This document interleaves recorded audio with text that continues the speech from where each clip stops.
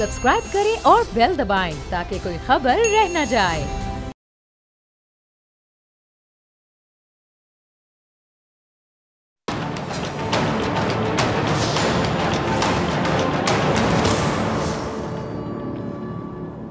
अस्सलाम वालेकुम नाजरीन, आप देख रहे हैं ऐसे नहीं चलेगा। मैं हूं आपके साथ डॉक्टर फिजा खान। आजम खान के इकबाली बयान के बाद FIA ने चेयरमैन PTI को साइफर तहकीकात के लिए 25 जुलाई को तलब कर ली है।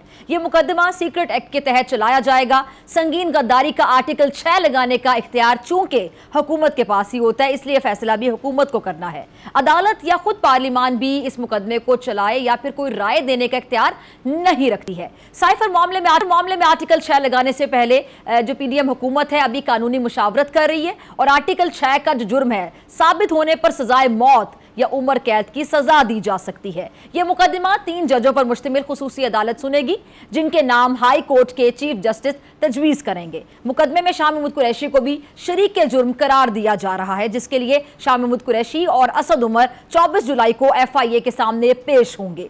वज़ीर दाखिला कहते हैं कि तहकीकात के दौरान चेयरमैन PTI को गिरफ्तार किया जा, और सवाल यह है कि 9 मई को चेयरमैन PTI की गिरफ्तारी से पहले और बाद में राना सनाउल्लाह की कई बार ये पेशगोई कर चुके हैं, और गिरफ्तारी से पहले इतनी बार ऐलान करना ना जाने क्यों जरूरी है और इसकी क्या मसलहत है, इस पर भी गौर करना होगा। आप जरा देखिए कि जो वजीर दाखिला हैं वो कितनी बार चेयरमैन PTI को गिरफ्तारी से खबरदार करते रहे हैं। ये जरा चलाइएगा टीम जी। तो देखा आपने। अच्छा नाज़रीन, वज़ीर ममलिकत मुसद्दिक मलिक ये कह रहे हैं कि जो साइफर गुम करने की सज़ा है वो 3 साल कैद है। अब दूसरी जानिब वज़ीर कानून आज़म नज़ीर तारण ने कहा है कि साइफर को सियासी मकासद के लिए इस्तेमाल करने पर 14 साल तक सज़ा हो सकती है। चेयरमैन PTI से अदालत के बाहर सवाल हुआ तो वो ये बोले कि आज़म खान ईमानदार आदमी है और वो उनके मुंह से सुने बगैर किसी बयान पर यकीन नहीं करेंगे। आज़म खान 17 जून से लापता हुए और पुलिस उन्हें तलाश नहीं कर सकी। अच्छा, राना सनाउल्लाह साहब के मुताबिक वो अपने किसी दोस्त के घर पर थे और आने वाले दिनों में साइफर मुकदमा अब आखिर क्या शक्ल इख्तियार करेगा, इस पर बात करने के लिए मेरे साथ मौजूद हैं, किसी तारुफ के मोहताज नहीं, वज़ीर आज़म के मुशीर और पीपल्स पार्टी के सीनियर रहनुमा कमर ज़मान कायरा साहब। कायरा साहब बहुत शुक्रिया वक्त देने के लिए। कायरा साहब, ये बहुत अहम मामला है। साइफर मुकदमे में इस बार आर्टिकल 6 के तहत कार्रवाई का जो इम्कान जाहिर किया जा रहा है, ये कितना इम्कान है और क्या इस सिलसिले में हुकूमत कानूनी मुशावरत मुकम्मल कर चुकी है? देखिए, मुतल्लिका इदारे या मुतल्लिका लोग इस चीज को देख रहे हैं कानून के साथ कैबिनेट ने क्या फैसला करना है। कानून के मुताबिक तो इदारे फैसला करेंगे और अदालत फैसला करेगी। रही बात के आर्टिकल 6 का मुकदमा बनना है नहीं बनना है, हमारे यहाँ तो कोई इसकी बहस नहीं है। ये ख्याल है, ये इम्कान है, और इम्कान पे क्या बात की जा सकती है। ठीक है, चलें आगे चलते हैं। प्रकाश साहब, लेकिन किसी जमात को इलेक्शन से बेदखल कर लेना, इस हवाले से आप क्या कहते हैं? क्या ये अच्छी रिवायत होगी किसी भी जमात का बेदखल होना? क्योंकि अगर हम माजी भी देखें तो इसका कोई फायदा होता आपको नजर आता है? देखिए, ये तो अगर पे मबनी सवाल है ना, अगर पे मबनी सवाल तो मफरूजा होता है। मफरूजों पे क्या बातें की जाए? मफरूजों से हट के कुछ सवाल कर लेते हैं। ये जो अभी असम्बली की तहलील का मामला है कायरा साहब, वक्त से पहले तहलील की बातें खबरें गर्दिश कर रही हैं कि 8 अगस्त को तहलील हो सकती है, तो आपकी पार्टी चाहती है कि 8 अगस्त को तहलील हो जाए वक्त से पहले ये जो असम्बली है? मेरा ख्याल है जी डॉक्टर साहब, ये कोई बड़ा फैसला नहीं है। 8 तारीख को हो, 10 को हो जाए, या पीपल्स पार्टी, आप मुझे याद है 2008 में जब आप लोगों की हुकूमत थी तो आप लोगों ने मुद्दत पूरी होने दी थी, और उस टाइम पे काफ लीग के बारे में आप लोग माजी में खैर जो बातें करते रहे उसकी मैं डिटेल में नहीं जाना चाहती। पीपल्स पार्टी तो मुद्दत पूरी करने के लिए आपने प्रैक्टिकली साबित किया, और बड़ी जमहूरी इक़्तिदार की अगर कदर की मैं बात करूं, पीपल्स पार्टी से ज्यादा किसी ने भी नहीं की होंगी। देखिए, मैं तो ये गुजारिश कर रहा हूँ कि मुद्दत पूरी हो गई। अगर 13 तारीख को रात को मुद्दत पूरी होनी है तो 8 या 10 तारीख को 2 दिन आगे पीछे, 12 की मेरे कुछ दरमियानी शब्द। जी जी जी, मैंने वही गुजारिश की ना जी कि अगर 2 दिन पहले या 4 दिन पहले असेंबली डिसॉल्व कर दी जाती है तो ये भी आईनी, ये कोई आइन से सुपरा तो काम नहीं हो रहा।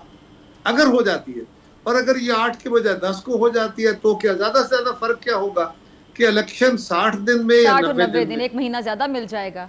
लेकिन तारीख में ये नहीं लिखा जाएगा कायरा साहब, देखें 2 दिन पहले या 3 दिन पहले की बात है, तारीख में नहीं लिखा जाएगा कि असेंबली ने मुद्दत पूरी नहीं की। मेरी एक थोड़ी सी अर्ज सुनिए। जी प्लीज। उसमें होगा सिंपल ये कि जो हम तो होंगे नहीं, जी, केयर टेकर गवर्नमेंट बैठी होगी। केयर टेकर गवर्नमेंट जो है वो 70 दिन की होगी, 75 दिन की या 100 दिन की होगी। कायरा साहब यही तो रोल है कि असी ते हो गए ही नहीं, हम तो होंगे ही नहीं। वो तो केयर टेकर गवर्नमेंट होगी, फिर वो जाने, इलेक्शन कमीशन जाने या सदर के हवाले से इलेक्शन कमीशन ने डेट देनी है जी, ये इलेक्शन कराना उनका काम है।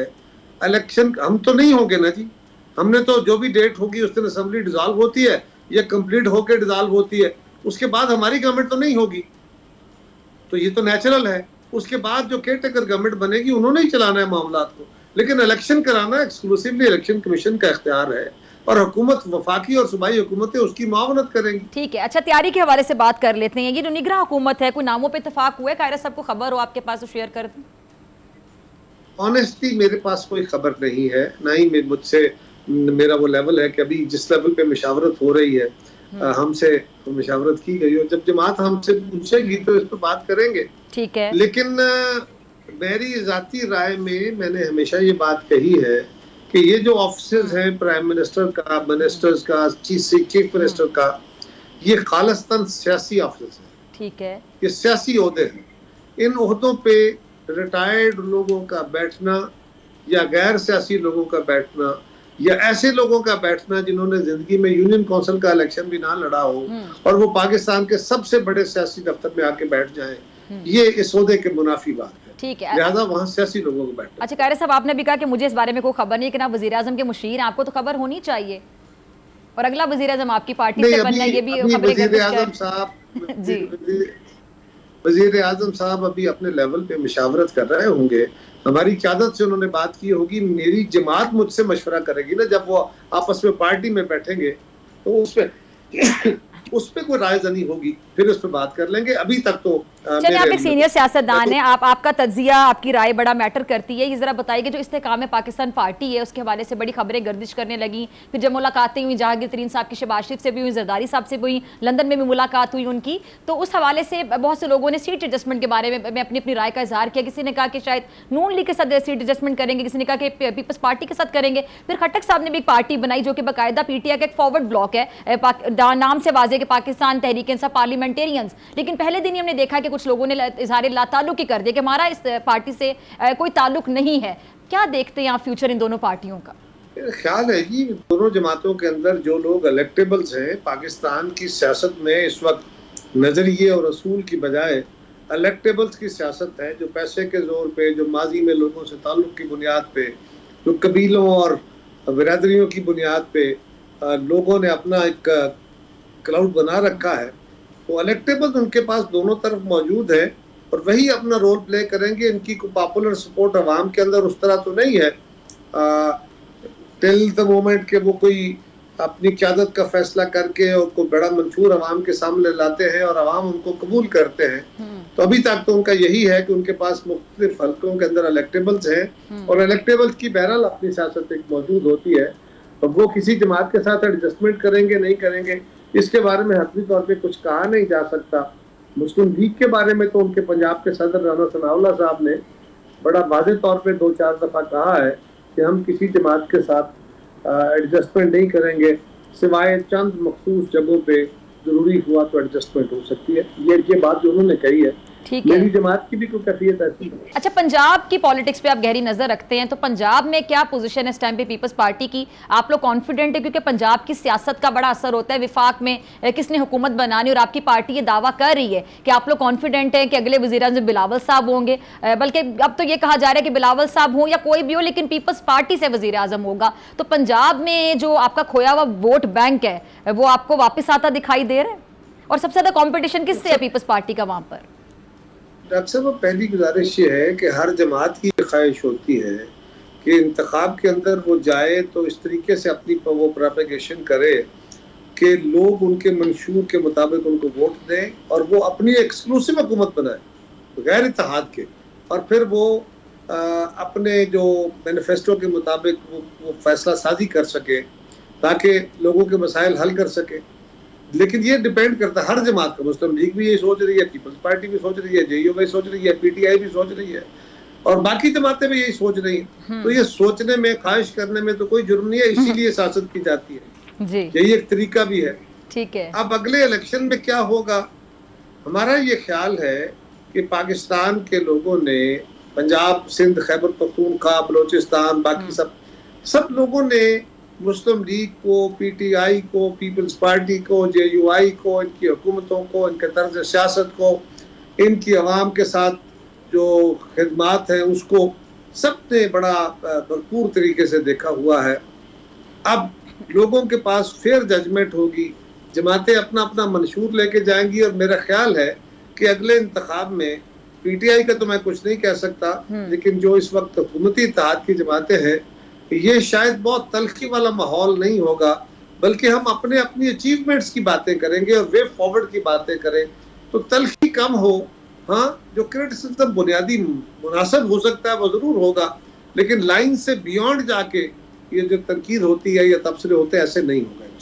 अच्छा, वैसे ये बात तो बड़ी अच्छी लगी, इस पे आगे जाके ज़रा बात करते हैं कि जो तनकीद होगी वो अच्छी होगी, फ्रूटफुल रिजल्ट्स के लिए होगी, तनकीद बराए तनकीद नहीं होगी। और वो जो बुरे वाली तनकीद हम पिछले कुछ सालों में देखते थे, पगड़ियाँ उछाली जाती थी, ज़ातियात पे हमले, वो शायद नहीं होंगे। लेकिन इसका दूसरा पहलू भी वो हम डिस्कस करते हैं आगे जाके। इससे पहले कायरा साहब, ये कल मोहसिन बेग साहब सीनियर सहाफ़ी मेरे साथ प्रोग्राम में मौजूद थे, तो उन्होंने फरमाया कि सेंट्रल पंजाब में पीपल्स पार्टी की पोजीशन इतनी ज़्यादा स्ट्रॉन्ग नहीं है, तो पंजाब में इनको सीट्स लेने के लिए सीट एडजस्टमेंट करनी पड़ेगी नून लीग के साथ। आप इस बात से अग्री करते हैं? क्योंकि जाहिर बात है आप लोगों का बड़ा होमवर्क होगा, इलेक्शन सर पर खड़े हैं। मैं अभी इस सवाल का जवाब नहीं देना चाहता। ठीक है। अच्छा, एक और सवाल मैंने उनसे पूछा कि बिलावल वजीर आजम बनेंगे, इस हवाले से पीपल्स पार्टी वाले बड़े कॉन्फिडेंट हैं, लेकिन उन्होंने कहा कि मुझे लगता है कि बिलावल इस बार वजीर आजम नहीं बनेंगे। ये उनकी जाती राय है, हमारी तो ख्वाहिश है कि बिलावल साहब बने। अच्छा, एक और सवाल, अगर पीपल्स पार्टी में से कोई वजीर आजम होता है, बिलावल नहीं होते, और आप हमारे दोस्त हैं, बड़ा अच्छा ताल्लुक है उनसे, लेकिन वो पीपल्स पार्टी के नहीं है, उनकी राय है, उनकी असेसमेंट है। ठीक है, सीनियर सहाफी हैं, सीनियर तज्जियाकार है, ठीक है। अच्छा, बिलावल अगर वजीर आजम नहीं होते और पीपल्स पार्टी से कोई और वजीर आजम होता है, इस पे जरा कमेंट कर दें। बिलावल साहब ने बतौर वजीर खारजा परफॉर्म किया है, विदाउट एनी डाउट बहुत अच्छा परफॉर्म किया। जी, आई एग्री, दुनिया में बहुत अच्छा रिप्रेजेंट किया है, तो व्हाई नॉट। ठीक है, ठीक है। चलिए, उन्होंने काफ़ी उन लोगों को जवाब दे दिया जो कहते थे कि उम्र कम है, तजुर्बा कम है, बहुत अच्छा परफॉर्म किया। अच्छा, आगे चलते हैं। फिर आप आगे क्या देख रहे हैं कि जो मखलूत हुकूमत की आपने भी बात की कायरा साहब, सादा अक्सरियत तो किसी के पास जाती दिखाई नहीं दे रही है। अभी आपने बड़ी अच्छी बात की कि तनकीद उस तरह की नहीं होगी जो पिछले दिनों में माहौल बना हुआ था। ठीक है, ये सुनने में बहुत अच्छा लगता है, लेकिन जब मखलूत हुकूमत होती कायरा साहब, तो इस बात पर भी गौर करना होगा कि बहुत से जो फैसले होते हैं वो मसलहत के तहत होते हैं, मसलहत की नज़र हो जाते हैं। लेकिन एक बात मैंने पहले भी अर्ज की कि हर जमात की ये ख्वाहिश होती है कि उसको इतना वोट मिले कि वो अपनी हुकूमत बनाए, लेकिन अगर ऐसा नहीं होता तो फिर आपको मखलूत हुकूमतें बनानी पड़ती हैं। मखलूत हुकूमतों में एडवांटेजेस भी होते हैं, डिसएडवांटेजेस भी होते हैं, और ये चॉइस नहीं होती, ये कंपल्शन होती है। वैसे पाकिस्तान के इस वक्त हालात जितने टेढ़े हैं और पेचीदा है, उसमें इत्तेफाक राय की हुकूमत यानी इत्तेहादी और इत्तेफाक राय की हुकूमत जो है, ये हमारे लिए ज़्यादा बेनिफिशियल है। लेकिन अगर ऐसा ना भी हो, फर्ज करें किसी एक जमात को ये लीड मिल जाती है या मेजॉरिटी मिल जाती है, तो जो बाकी जमातें उसके साथ चलती हैं या नहीं चलती, नहीं भी चलती, अपोजिशन में भी बैठती है, तो उनको भी अब उन लाइनों के जो ड्रॉन लाइन्स हैं उनके अंदर रहने की ज़रूरत है, ताकि हम अपोजिशन भी करें तो एक असूल के तहत करें। अभी आपने कहा कि ये इसके एडवांटेजेस बहुत ज़्यादा होते हैं जो मखलूत हुकूमत होती है, और बड़ा फ़ायदा होता है। ये फ़ायदा सियासतदानों को ज़्यादा होता है या अवाम को भी होता है? अवाम को भी होता है जी, सियासतदानों को फ़ायदा नहीं होता, अवाम को फ़ायदा होता है। इसलिए कि जो पॉलिसियाँ बनती हैं उसका एक बड़ा सिंपल पहलू ये होता है कि सब जमातें उन फैसलों को ओन कर रही होती है। आज हुकूमत के अंदर बैठी हुई जमातें, किसी फैसले का रिजल्ट आता है, लोग उस पर नालां होते हैं, तो कोई जमात उससे पहलू तही तो नहीं कर सकती, क्योंकि हम सब इकट्ठे हैं। वो उसके खिलाफ बात तो नहीं कर सकते क्योंकि हम सब इकट्ठे हैं, तो ये कैसे मुमकिन होगा? सो ये एक पॉजिटिव साइन भी है इसका। ठीक है, इसकी वाइडर ओनरशिप होती है। कायरा साहब, इस हुकूमत को तकरीबन 15 महीने हो गए हैं और तकरीबन 13 जमातें हैं, तो आप परफॉर्मेंस से सेटिस्फाइड हैं, मुतमईन है? कितने नंबर देते हैं ईमानदारी के साथ ये जो 15 महीने की परफॉर्मेंस है?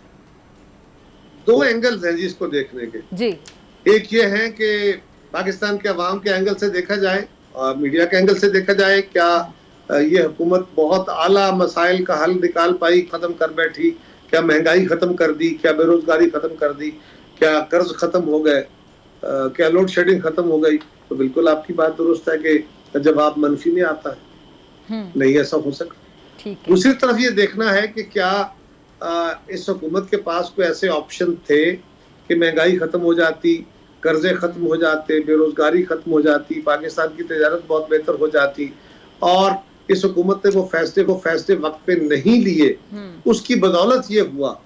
तो ये भी देखना होगा। अगर मखलूत हुकूमत होती है तो अभी जो 15 महीने थे, क्या ये एक टेस्ट नहीं था? क्या ये इसको हम तजर्बा नहीं कह सकते थे कि अगर ये तमाम जमातें मिलकर 15 महीने की परफॉर्मेंस के बारे में ही बड़ा ऑनेस्टली अगर एक तजिया किया जाए कि क्या परफॉर्मेंस रही, तो आगे जाके ये जो परफॉर्मेंस है इसकी गलतियों से सीखा जाएगा। क्योंकि अफसोस के साथ देखने में आया कि आप लोग अक्सर कह देते हैं हम तो इत्तेहादी हैं, हुकूमत तो इनकी है, कोई जिम्मेदारी लेने के लिए तैयार नहीं होता है। पिछले दिनों में नवाज शरीफ साहब तक ने कह दिया था कि जब हमें हुकूमत मिलेगी तो हम ये कर देंगे, हम वो कर देंगे, यानी उनकी हुकूमत नहीं है, शहबाज शरीफ साहब की हुकूमत है। वैसे एक पेज पर है, वो बड़े भाई हैं, ये छोटे भाई हैं। ये चीज़ें समझ नहीं आती। मखलूत हुकूमत में एक ये भी इशू होता है कि कोई रिस्पॉन्सिबिलिटी खुलकर नहीं ले रहा होता। जी, सबकी रिस्पॉन्सिबिलिटी मुश्तरक होती है। इस हुकूमत ने जितने अच्छे काम किए, खराब काम किए, उसके बेहतर रिजल्ट आए, खराब रिजल्ट आए, हम सबके साझे फैसले हैं, उससे मुफर नहीं होता। नवाज शरीफ साहब ने जिस रेफरेंस में कहा उसको रेफरेंस टू द कॉन्टेक्स्ट में देखिए, वो बयान और तरह है। अर्ज ये है कि आइंदा अगर कोई इत्तेहादी हुकूमत बनती है तो मैंने पहले अर्ज की कि इस हुकूमत की माजी कहाँ गलतियों से तो सीखना चाहिए, और हम कोई फरिश्ते नहीं है कि हम और परफेक्ट मैन नहीं है, लेकिन कोशिश ये की है। लेकिन देखना ये होगा कि अवामी ख्वाहिशात या जिस तरह आप इंडिकेटर्स का जिक्र कर रही है जी जी, उनके ऊपर तो वाकई उस तरह काम नहीं हुआ, लेकिन ये वो एंगल है। और दूसरा एंगल ये है कि पॉसिबिलिटीज क्या क्या हो सकता था। क्या जो अवामी ख्वाहिशात और आपका जो तजिया है, क्या ये मुमकिन था कि बेरोजगारी खत्म हो जाती, महंगाई खत्म हो जाती, इस मुल्क के कर्जे खत्म हो जाते या कम हो जाते, क्या लहरें बहरें हो जाती? क्या ये मुमकिन था? और ऐसे फैसले वो कौन से हैं जो इस हुकूमत ने लिए, उनको नहीं लेने चाहिए, जिनकी बदौलत ये कुछ हुआ? तो अगर तो इस एंगल से देखा जाए तो फिर आप कंस्ट्रक्टिवली बात कर रहे होंगे, और वही एक बेहतर तरीका होगा तजिया करने का। ठीक है जी, कमर ज़मान कायरा साहब, बहुत शुक्रिया आपके वक्त के लिए। नाज़रीन, आपसे मुलाकात होगी शॉर्ट ब्रेक के बाद।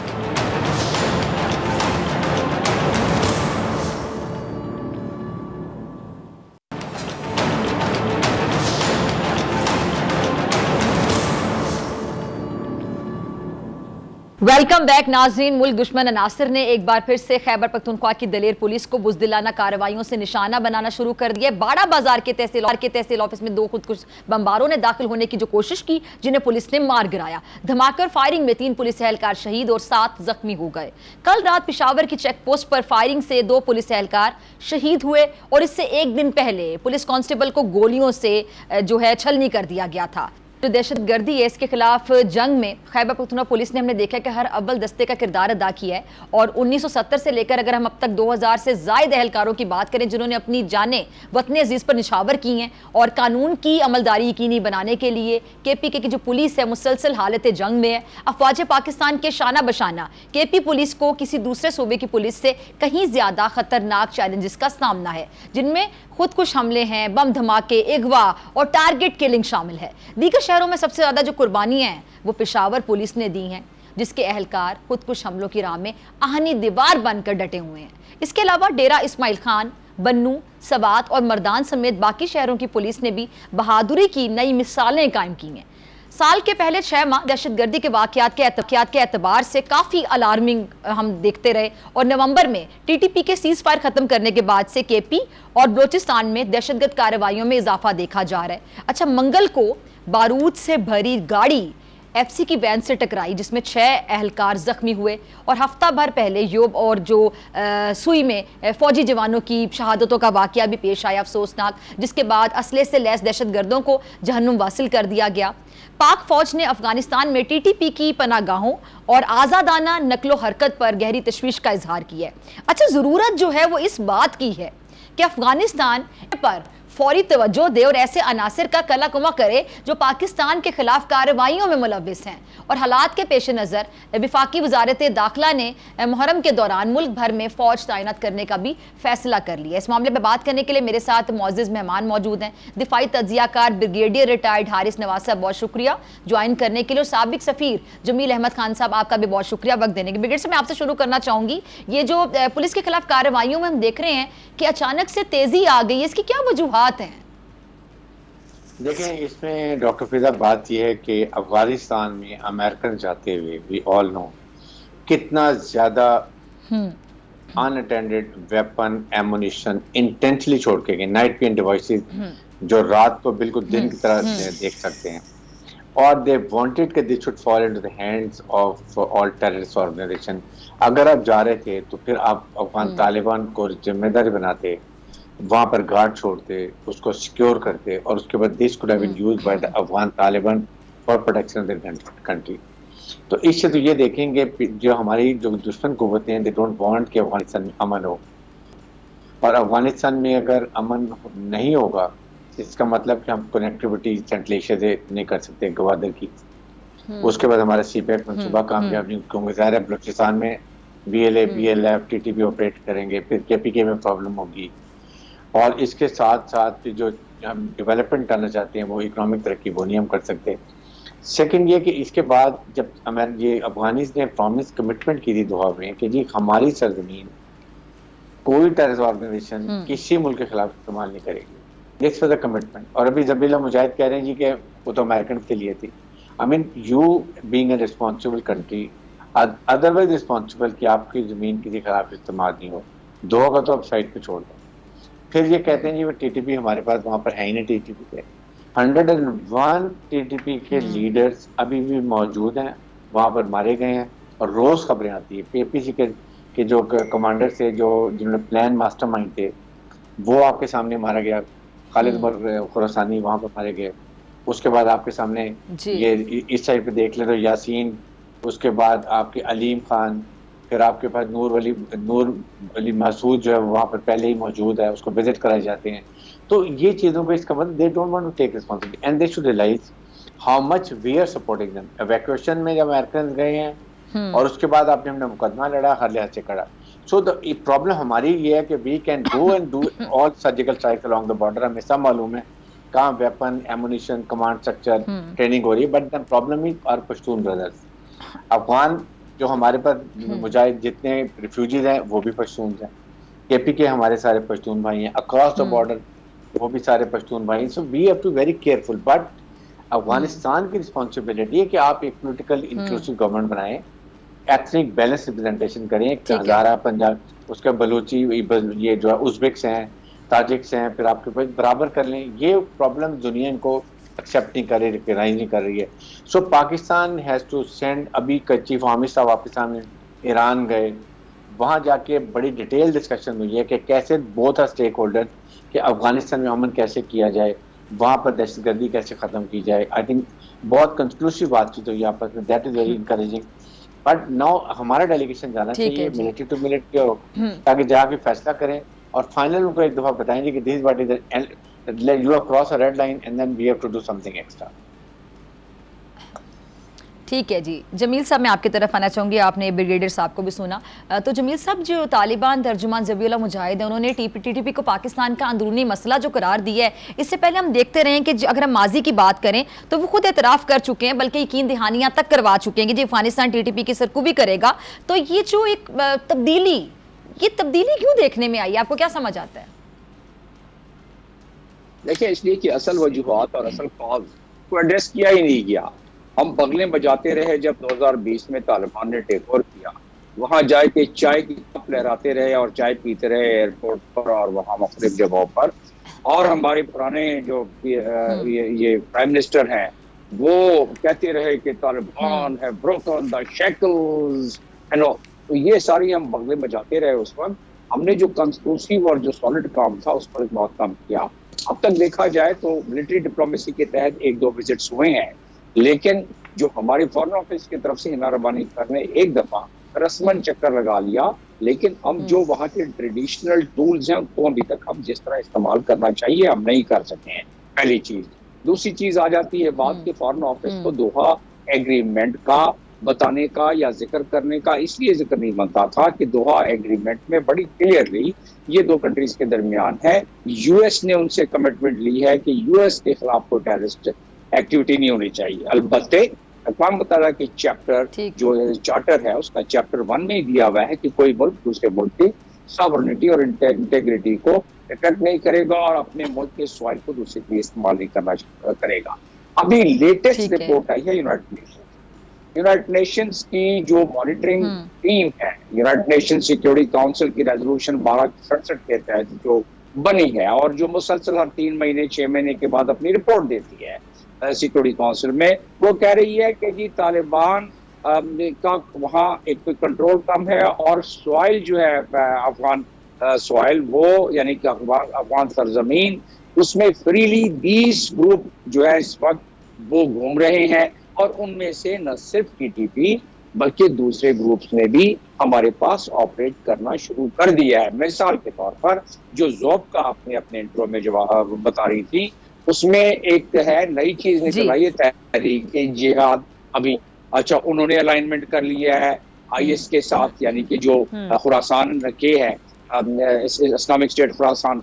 इसी तरीके से जो खैबर पख्तूनख्वा की पुलिस ने अभी आइडेंटिफाई किया है कि जो माइनॉरिटीज की वहाँ किलिंग्स हो रही हैं, टारगेट किलिंग्स हो रही हैं, उसमें आईएस खुरासान इन्वॉल्व हो गई है। तो नए नए डायमेंशन इसलिए बन रहे हैं। नंबर 1 हमें अकल के नाखून उस वक्त ले लेना चाहिए था जब हमने रिक्वेस्ट किया 2020 में दोहा एग्रीमेंट के बाद, तालिबान ने टेक ओवर किया, उन्होंने हमने रिक्वेस्ट की कि जो टीटीपी के हमारे जो ऐसे लोग जिनके हाथों में अब खून रंगे हुए हैं पाकिस्तान के लोगों के शहादत से, उनको हमारे हवाले किया जाए। उन्होंने एक शख्स भी हमारे हवाले नहीं किया। हमें उस वक्त अकल के नाखून लेने चाहिए। फिर जब उनके कहने पर हमने उनको बुला लिया, पिछली हुकूमत ने जो कासिम के अब्बा हैं उन्होंने उनकी हुकूमत ने बुला लिया जब, और बुलाने के बाद उन्होंने उनको रिहेबिलिटेट करना शुरू कर दिया और रिहेबिलिटेट करने के बाद जो उसके बाद असर हुआ तो हम खुद तज़ब्ज़ुब में रहे हैं। और क्योंकि हम तज़ब्ज़ुब में रहे हैं इसलिए ना अफगान तालिबान के साथ हम उस बात पर उनको आमादा कर सकते हैं कि जितनी उसकी क़ुव्वत जितनी उसकी बिसात है कम से कम उतनी तो मदद करें। वो उससे भी कम मदद कर रहे हैं। और अब तो बात ये है कि अलाइनमेंट जो हो रही है उसमें टीटीपी बीएलए के साथ अलाइनमेंट कर रही है, आईएसकेपी के साथ कर रही है, आईएसकेपीएक्यू के साथ कर रही है। तो इस खित्ते में उस रिपोर्ट के मुताबिक जिसका मैंने जिक्र किया, ये मामला इस तरह मजीद बढ़ेंगे और अफगानिस्तान का सॉइल बाकी मुल्कों के लिए, पाकिस्तान खास तौर पर, और आपने सुन ही लिया अभी ब्रिगेड साहब को कि उसमें बाकी मामला कनेक्टिविटी के किस तरह इफेक्ट होंगे। जी, बड़े मुल्कों के मफादात भी इसी तनाज़े में। चलिए मेरे पास आखिरी 1.5 से 2 मिनट है। ब्रिगेडियर साहब जरा शॉर्टली आपका मैं कमेंट चाहूंगी कि हम देख रहे हैं कि जी पेंटागन ये समझता है कि अमेरिका के जाने के बाद जो अफगानिस्तान है दोबारा दहशतगर्दी का बाकायदा एक मरकज बनता चला जा रहा है, लेकिन व्हाइट हाउस की अगर हम बात करें तो अब तक खुलकर वहां से टीटीपी हमलों की कोई मजम्मत नहीं की गई या फिर कहें कि अफगानिस्तान को तंबी नहीं की गई। क्या वजह समझ आती है? डॉक्टर फिजा, बात यह है कि why did they leave unattended weapon ammunition which landed in the hand of terror organization? They don't want peace in Afghanistan. आपने $9 बिलियन उनको फ्रीज कर लिए है ऑन द प्रोटेक्ट से जी, या पोलिटिकल इंक्लूसिव गवर्नमेंट नहीं है, ह्यूमन राइट्स हैं। जब उनकी रेट ऑफ गवर्नमेंट पूरे अफगानिस्तान में नहीं होगी, उनकी नॉर्दर्न साइड पर बिल्कुल रेट नहीं है, वो इसीलिए ईरान में गए थे चीफ ऑफ मिनिस्टर के बात करेंगे जी हम इसको बैलेंस आउट करें। उसके बाद जब वहाँ पर उनकी फिर तालिबान की उनकी आइडियोलॉजी एक है टीटीपी की, उन्होंने उनको सपोर्ट किया, वो उनको सपोर्ट कर रहे हैं। अमेरिकन की क्यों नहीं करते, क्लियरली क्यों नहीं कहते कि Pakistan is a victim of terrorism. हमने शहादतें दी, 80-90 हज़ार सिविलियन शहीद किए, फौजी शहीद किए, और उसके बाद अमेरिका, तो ये चीज़ें देखें तो I think America is not interested. They want कि पाकिस्तान में बलोचिस्तान में सोरिश रहे, सीपैक ना बने, इस्लामिक तरक्की ना बने।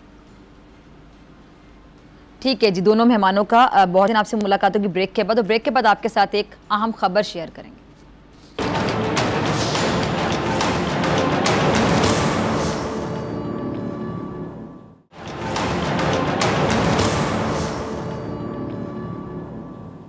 वेलकम बैक नाजरीन। सेनेटर सलीम मांडवीवाला की जेर सदारत सेनेट की कायमा कमेटी बराए खजाना का इजलास हुआ। इजलास में अहम इंकशाफ हुआ। अच्छा, इंकशाफ ये है कि हुकूमत ने अवाम की जेबों पर बड़ा डाका मारने का फैसला कर लिया है। नुकसान में जाने वाले इदारों का नुकसान पूरा करने के लिए सारा बोझ महंगाई से परेशान अवाम पर डालने की तैयारी कर ली गई है। बिजली के बिलों में टीवी फीस के साथ रेडियो फीस भी शामिल होगी। रेडियो पाकिस्तान की इजाफी 15 रुपए फीस से हुकूमत को तकरीबन 3 अरब रुपए सालाना मिलेंगे।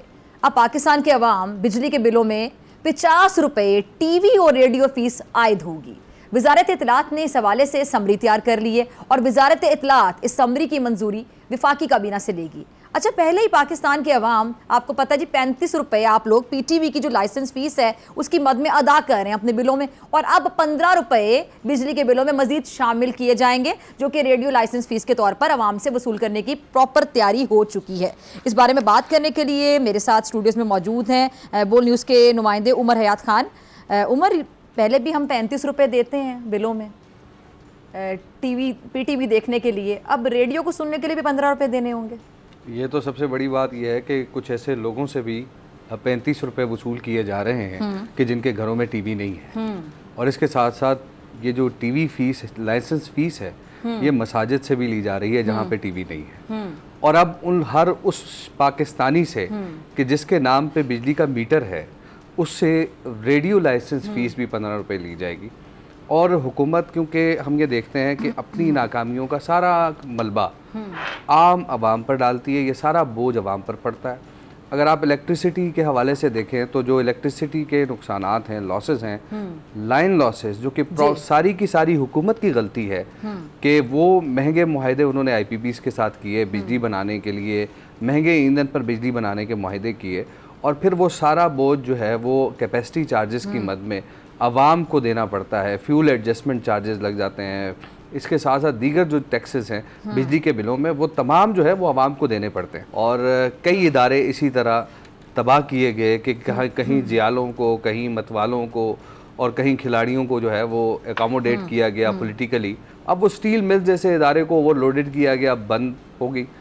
अब रेडियो पाकिस्तान है, पीटीवी है, इसी तरह दीगर कॉरपोरेशन जो हैं उसमें यही हाल है। इवन पीआईए का यही हाल है।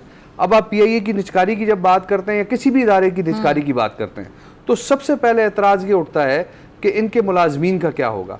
अब जो वो थोक के हिसाब से आपने लोग भर्ती किए हुए हैं इदारों के अंदर, एक एक घर के 4-4 लोग भर्ती किए होते हैं।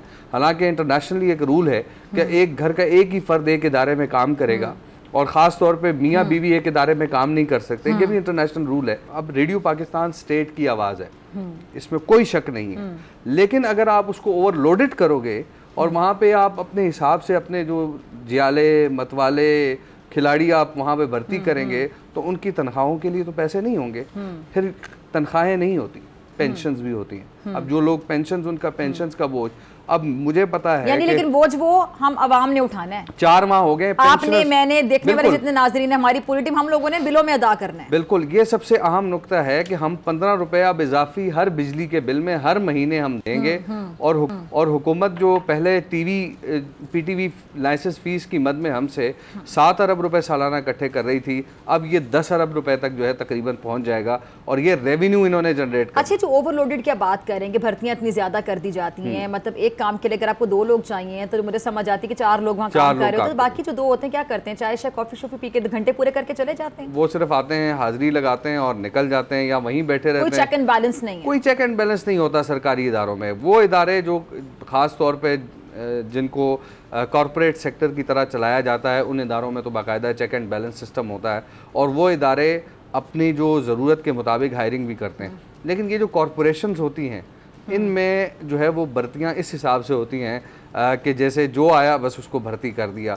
ये सिलसिला जो है, ये हमारा जो पॉलिटिकल सिस्टम है, तो वो इसका सबसे बड़ा बुनियादी जो मैं समझता हूँ कि कसूरवार है कि हमारे पॉलिटिकल सिस्टम में ये चीज़ है कि हर शख्स ने अपने हल्के के लोगों को अकोमोडेट करना है। IMF की अगर हम बात करें तो IMF ने भी कहा है कि इदारों की जो गवर्नेंस उसको बेहतर बनाया जाए, बल्कि हर IMF मुआहदे में ये जो इदारों की बेहतरी है इसके हवाले से बात की जाती है कि इसकी परफॉर्मेंस को बेहतर किया जाए, लेकिन होती नहीं है। हम 1960 से IMF के साथ हैं, IMF के मेंबर हैं, 1960 से हम कर्जा ले रहे हैं। हर बार यही होता है, हमसे मुतालबा किया जाता है कि जो नुकसान में जाने वाले इदारे हैं आप उनको प्राइवेटाइज करें, अगर नहीं कर सकते तो उनकी गवर्नेंस का निज़ाम बेहतर करें। इन तकरीबन यानी 1960 से अब तक ये तकरीबन 63 साल बनते हैं। इन 63 सालों में हमने किसी इदारे की कारकर्दगी को बेहतर नहीं किया। हम बेहतर कर रहे हैं ना। अभी 15 रुपए हर बंदा बिल में देगा, बेहतरी नहीं होगी। ये बेहतरी इसलिए होगी कि ये उन लोगों के लिए बेहतर। अब हमारा कोई रेडियो पाकिस्तान के मुलाजमीन के साथ हमारा किसी किस्म का यानी हमारी बेहतरी का भी यही मयार होगा कि हम अवाम पे मजीद बोझ डालेंगे कि तमाम लोग बिल के साथ 15 रुपए दें रेडियो के लिए। हम रेडियो पाकिस्तान के मुलाजमीन के साथ हमारी कोई मुखासमत नहीं है, लेकिन मसला ये है कि आप अपनी गवर्नेंस की बात करें, गवर्नेंस की आप गवर्नेंस ठीक करें। आप उनको 50 की जगह लाख रुपए सैलरी दें, लेकिन आप अपना एक निज़ाम तो दुरुस्त करें। आप उस निज़ाम के तहत अच्छा, लेकिन अब सवाल, अब आपने एक नया सवाल खड़ा कर दिया है कि अगर किसी की सैलरी कम कर दी जाती है या इस पे वो नजर सानी करते हैं इन चीज़ों को बेहतर कैसे किया जाए, या कुछ लोगों का ये लोड है इसको कम कर दिया जाए, फिर ये लोग जाहिर बात है एहतजाज करेंगे। जाहिर बात है उनकी नौकरियाँ हैं, या तो रखने से पहले सोचा जाए। अब किसी की तनख्वाह भी कम होगी तो वो भी फिर हम लोग ही कवर कर रहे होंगे, आप एज अ रिपोर्टर वहाँ जाके कवर कर रहे होंगे, मैं ही आपका बीपर कर रही होंगी, तो फिर उन लोगों का भी तो कोई कसूर नहीं है। लेकिन अब इनको सोचना होगा कि करना क्या, दरमियान का रास्ता क्या होगा। अब ये देखें कई इदारों से लोगों को इसी वजह से निकाला गया।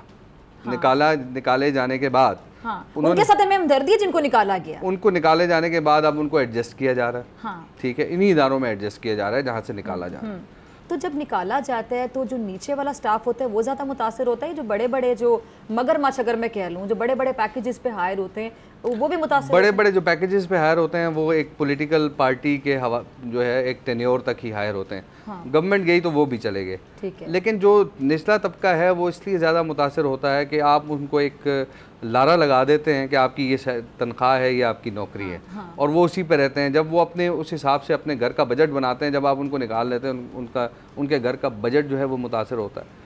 कई ऐसी चीजें हैं जो आप पाकिस्तान में, इसाक डार साहब बार बार कहते हैं हमारे पास ट्रिलियंस ऑफ डॉलर के 30 सेकंड हल क्या नजर आता है? ट्रिलियंस ऑफ डॉलर के हमारे पास एसेट्स हैं। हल फिर ये कि बिल में 15 रुपए हम देंगे, कल को बहुत ज्यादा हो जाएगा तो हम 25 रुपए देंगे।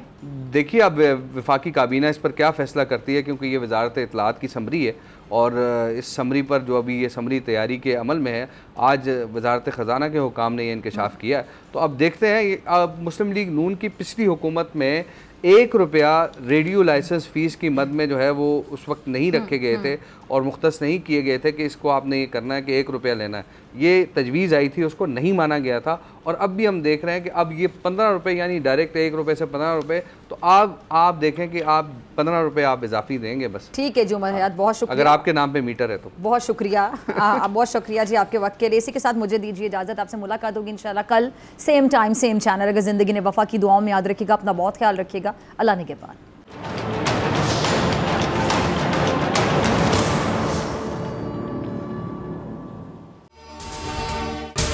अगर आपको ये वीडियो पसंद आई तो सब्सक्राइब करें और बेल आइकन पर क्लिक करें।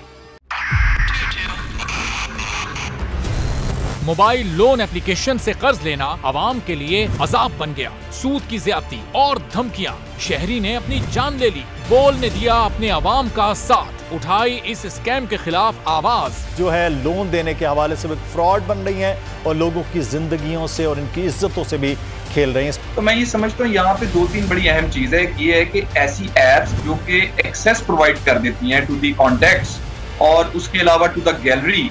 बोल की खबर पर इदारों ने भी कस ली कमर, लिया एक्शन। बोल की काविशें बराबर साबित हो गई। ऑनलाइन कर्ज माफिया के गिर्द घेरा तंग हो गया है, क्योंकि बोल है पाकिस्तान का नंबर 1 न्यूज चैनल। सब्सक्राइब करें और बेल दबाएं ताकि कोई खबर रह न जाए।